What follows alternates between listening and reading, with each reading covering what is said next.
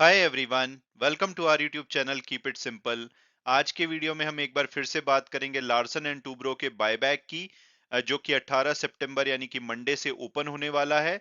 इसकी जो entitlement ratio है यानी कि कंपनी कितने शेयर्स आपके बायबैक करेगी, इसको अनाउंस कर दिया गया है। तो इस वीडियो में हम इस टॉपिक को डिटेल में डिस्कस करेंगे और ये भी बात करेंगे कि भाई आपको क्या इस बायबैक में पार्टिसिपेट करना चाहिए, और अगर आप बायबैक में पार्टिसिपेट करते हैं तो कितने शेयर कंपनी आपके बायबैक कर सकती है, उसके पैसे कब मिलेंगे, और क्या हमें मार्केट से एलएनटी के शेयर को खरीदना चाहिए या नहीं। तो इन सभी बातों को डिटेल में डिस्कस करेंगे, और आगे बढ़ने से पहले अगर आपने अभी तक चैनल को सब्सक्राइब नहीं किया है तो प्लीज सब्सक्राइब करके हमें मोटिवेट कीजिए। तो सबसे पहले अगर हम बायबैक को समराइज करें तो लार्सन एंड टूब्रो ने अब जब अपने जून क्वार्टर के रिजल्ट्स डिक्लेयर किए थे जुलाई में, तब इन्होंने अनाउंस किया था कि ये 10,000 करोड़ रुपए के जो शेयर्स हैं उनको बायबैक करेंगे।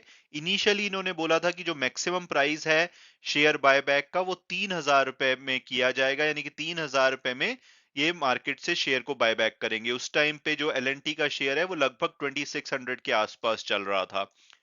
लेकिन जब इनकी जो रिकॉर्ड डेट थी 12 सितंबर, उससे एक दिन पहले जब एलएनटी का शेयर ऑलमोस्ट 3,000 रुपए पे हो गया था, तो कंपनी को लगा कि भाई बायबैक में लोगों को कोई फायदा नहीं होगा, क्योंकि वो मार्केट में भी बेच करके 3,000 रुपए प्राप्त कर सकते हैं एक शेयर के बदले। तो उन्होंने अपने जो बायबैक प्राइस है उसको रिवाइज करके 3,200 रुपीज कर दिया है। यानी कि जितने भी शेयर आपके बायबैक होंगे उसके बदले में आपको 3,200 रुपए पर शेयर का कंपनी पैसा देगी। और जो इन्होंने रिवाइज किया है प्राइस, उसकी वजह से जो ओवरऑल इन्होंने पहले 16,61,000 शेयर बायबैक करने थे उसको बदल करके अब 14,99,000 कर दिया है, यानी कि कम शेयर बायबैक किए जाएंगे। लेकिन ओवरऑल 10,000 करोड़ रुपए का ही बायबैक रहेगा। और ये जो बायबैक है, जैसे मैंने बोला, 18 सितंबर यानी कि मंडे को ओपन होगा, और ये 25 सितंबर तक ओपन रहेगा, यानी कि अगले मंडे तक आप इस बायबैक में अपनी बिड डाल सकते हैं। और कितने शेयर आपके बायबैक किए जाएंगे उसके लिए जो एंटाइटलमेंट रेशो है स्मॉल शेयर होल्डर के लिए, स्मॉल शेयर होल्डर मतलब कि जो रिकॉर्ड डेट इनकी 12 सितंबर को थी, उस दिन जिनके पास 2 लाख रुपए से कम के शेयर्स थे, उनके 38 शेयर के बदले 9 शेयर बायबैक किए जाएंगे। तो लगभग 23.7% एंटाइटलमेंट रेशो है अगर आप स्मॉल शेयर होल्डर यानी कि 2 लाख रुपए से कम के शेयर ओन करते हैं रिकॉर्ड डेट को। और जो 2 लाख रुपए से ज्यादा के शेयर ओन करते हैं उनको जनरल कैटेगरी बोला जाता है।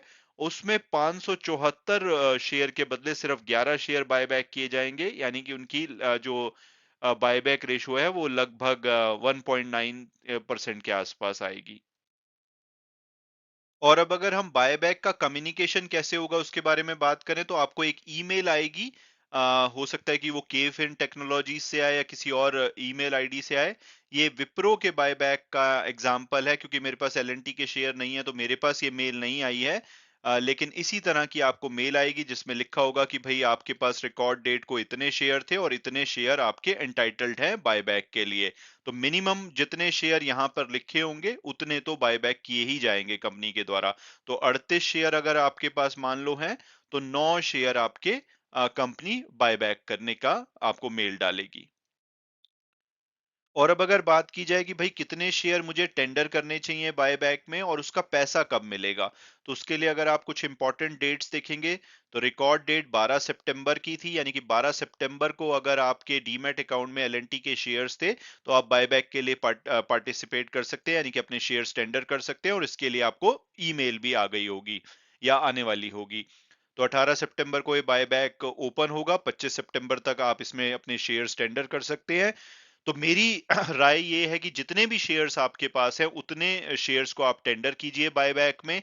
मान लीजिए कि आपके पास 19 शेयर हैं और आपको 4 शेयर की बायबैक के लिए मेल आई है, लेकिन मैं ये कहूंगा कि आप सभी 19 शेयर्स को बायबैक में टेंडर कर दीजिए, क्योंकि कई बार क्या होता है, बहुत सारे लोग बायबैक में पार्टिसिपेट नहीं करते, तो इसलिए जो दूसरे लोग होते हैं उनके ज्यादा शेयर कंपनी बायबैक कर लेती है, क्योंकि कंपनी को तो अल्टीमेटली 10,000 करोड़ रुपए का बायबैक करना है।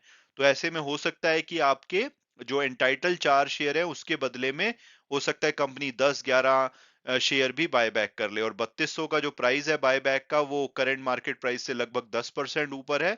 तो मेरे हिसाब से तो ये काफी अच्छा ऑप्शन है। आपको जितने भी शेयर हैं वो बायबैक में टेंडर करने चाहिए। कुछ ही दिनों की बात है, अगर वो बायबैक में एक्सेप्ट हो जाएंगे तो आपको उसका पैसा मिल जाएगा 3200 रुपए पर शेयर के हिसाब से, और अगर नहीं होंगे तो वो 29 सितंबर को ही आपके डीमैट अकाउंट में दिखने लग जाएंगे वापस। तो कुछ दिनों की बात है, तो आपको, मेरे को लगता है कि इसमें सभी शेयर को बायबैक में टेंडर करना चाहिए। और आप समझना चाहते हैं कि वही टेंडर करने की प्रोसेस क्या है, तो मैंने ये वीडियो बनाया था जो मेरे चैनल पे अवेलेबल है। आप इसमें जीरो धा से टेंडर करने की जो स्टेप बाय स्टेप प्रोसेस है उसको यहाँ पे देख सकते हैं, वही प्रोसेस फॉलो कर सकते हैं। इसके अलावा इंपॉर्टेंट बात यह है कि जितने भी शेयर कंपनी बायबैक करेगी आपसे, उसके ऊपर जो भी आपको प्रॉफिट होगा उसके ऊपर कोई टैक्स नहीं लगेगा। नॉर्मली क्या होता है कि मान लो आपने 2500 रुपए का एलएनटी का शेयर खरीदा होता, उसको अगर आप मार्केट में 3000 रुपए में बेचते हैं, तो जो 500 रुपए का आपका प्रॉफिट होता है उसके ऊपर, डिपेंडिंग ऑन कि आपने कितने लंबे समय के लिए उस शेयर को रखा है, अगर 1 साल से ज्यादा रखा है तो 10%, और 1 साल से कम रखा है तो 15% का आपको टैक्स प्लस सेस पे करना पड़ता है। लेकिन बायबैक में मान लीजिए कि आपने ये 2500 का शेयर कंपनी आपका 3200 रुपए पे खरीदती है, तो जो 700 रुपए का प्रॉफिट है, इसके ऊपर आपको कोई भी टैक्स नहीं देना होता। तो इसको अगर आप और समझना चाहते हैं तो आप ये मेरा वीडियो देख सकते हैं, अदरवाइज सेक्शन 1034A के अगेंस्ट ये एग्जेम्पशन दी जाती है, तो इसको भी आप पढ़ सकते हैं।